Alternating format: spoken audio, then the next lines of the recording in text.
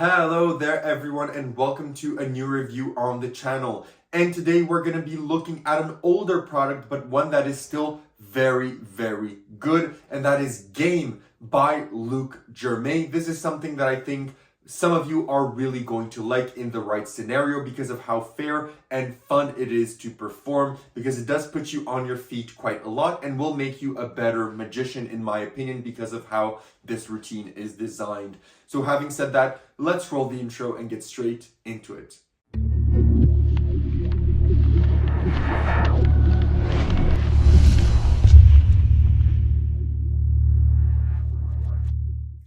Perfect, so you decide to stick around, which means you want to learn more about Game. So what is Game? Game is essentially an effect where you're going to introduce 4 cards that were distributed to you in a game of poker, and someone is supposed to find the missing card without even knowing what the other cards are. Then they proceed to shuffle a deck of cards, and then they will find the exact missing card to complete your poker hand. The best way for me to showcase this is to roll a performance of me doing it for the camera. But again, keep in mind, yes, I am shuffling the deck, but I'm not trying to control the outcome. There's no setup in the routine, nothing like that. It is fully fair shuffled.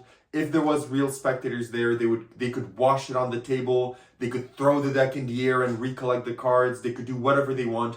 It is as honest as you can get with a performance for camera. So let's watch it right now. Okay, so we're going to try something here that's, I think, quite interesting. What I have here are 4 cards, and these 4 cards are the 4 lucky cards that I had in a game of poker. And what you're going to try and do is you're going to try and find for me the other card to complete that hand. Now, you don't even have an idea what the hand actually is, which makes this even more difficult. And you could shuffle this deck. If you were here, you'd be the one shuffling the deck. You'd be the one manipulating it to your heart's content, however you want. You could shuffle it, you could cut it, you could even wash it on the table. Do anything that your heart pleases in order to shuffle this deck.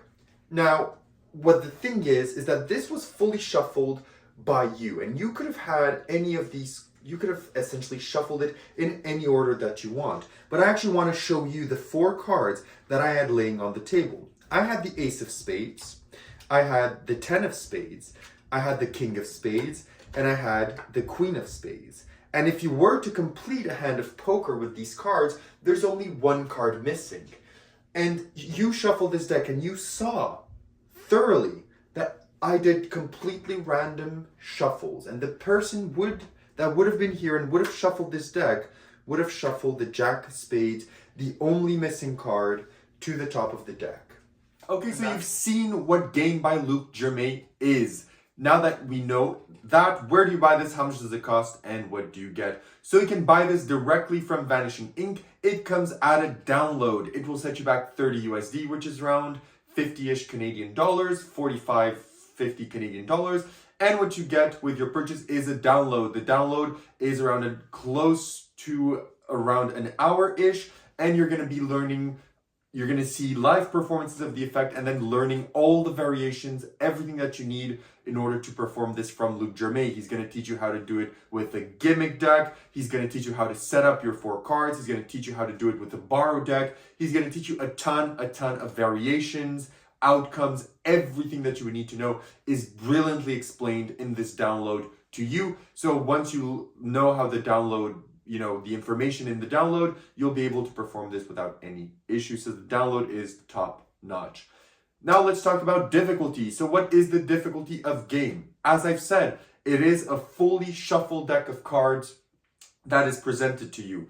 So that means you'll have to think on your feet. I can't dissect too much, but it's not an easy routine per se. You don't do much, so it can be in some circumstances incredibly easy, and in some circumstances a bit harder. It really depends on certain characteristics. I don't really want to get into it too much to spoil the method here or give it away, but it will depend on certain factors, how difficult or how easy it is. So because of that, I'm putting it at an intermediate level. There's also 2 things that you have to do. You have to work with the deck and with the 4 cards. So the 4 cards is relatively easy to manipulate, so that I would put in easy, but for the deck, I would put that in intermediate. So because of that, overall, because of all the moving parts of the routine, I'm going to put it at intermediate, even though sometimes they're going to get very easy and fortunate things that are going to be happening during the routine, you will have to keep that in mind, that it's not always going to be the case, and sometimes you're going to have to be on your feet a bit more. Having said that, what is the practicality of game? Well, all you need to actually do game is essentially your cards. So I have them here. I even have them marked because I have here another packet trick normally. So I have them marked to know because I actually do this sometimes and quite a bit when I have the performance venue for it. That's all you need in order to perform it. You will of course need a deck of cards. So if you're already carrying with you a deck of cards, you'll be good to go. You can also borrow the deck of cards. It doesn't have to be your deck of cards. It can be fully borrowed as long as it's complete. It doesn't even have to be complete, but it's better for it to actually be complete in order to achieve the routine, okay? If you want to do the gimmicked deck version, then you'll need to carry around your own deck of cards to achieve that. And when I say gimmicked, it's only that at one point in the routine, if you're using an ungimmicked deck, you're going to have to spread the cards face up. But if you're using a gimmick deck, you spread the cards face down. So that's the only thing that changes in the routine. To me, it doesn't make a difference whether the cards are face up or face down because you justify it very easily. So to me, I just rather have a normal deck ready to go and do the routine. Even though the gimmick is a normal deck, I won't get too much into it. But I wouldn't carry around one of those decks if I'm not intending on doing other stuff with it, okay? In terms of angles, the angles of the routine are 360. In terms of inspectability, the deck is fully inspectable, as I said, but the 4 cards that you place on the table are not necessarily inspectable. Some of them are, but some of them are not. So that is important to know. It's also important to know that you will have to do something to the cards yourself. It's DIY, but it takes 30 seconds, so it's not an issue. But this is not fully inspectable, but the deck is. In terms of table, this effect does need a table to perform in its fullest. You can do it without a table if you want to, you could have the cards in the spectators. You could literally have it without, of course, this.